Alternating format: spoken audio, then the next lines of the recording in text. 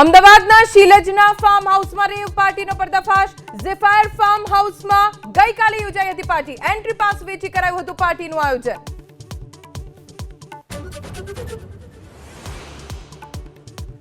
અરબી સમુદ્રમાં ડિપ્રેશન સર્જાતા આગામી 7 દિવસ વરસાદની આગાહી। ઉત્તર ગુજરાતના બંદરો પર 1 નંબરનું સિગ્નલ તો દક્ષિણ ગુજરાતના બંદરો પર લગાવાયું 3 નંબરનું સિગ્નલ।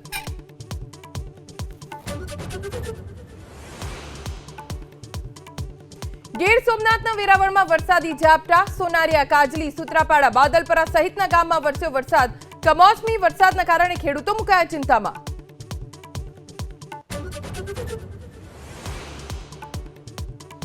ખજૂરભાઈ નીતિન જાનીએ 2027માં વિધાનસભાની ચૂંટણી લડવાની કરી જાહેરાત। ખજૂરભાઈએ પીએમ મોદી અને હર્ષ સંઘવીની કાર્યશૈલીને આવકારી।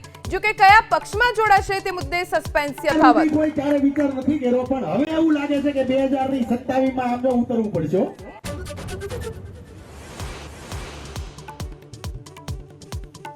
એસટી બસમાં ઊંચા અવાજે મોબાઈલ વાપરવા પર પ્રતિબંધ। મુસાફરો વચ્ચે થતા ઝઘડા નિવારવા એસટી નિગમનો પરિપત્ર। મુસાફરોને હેડફોન વાપરવા કરાઈ અપીલ।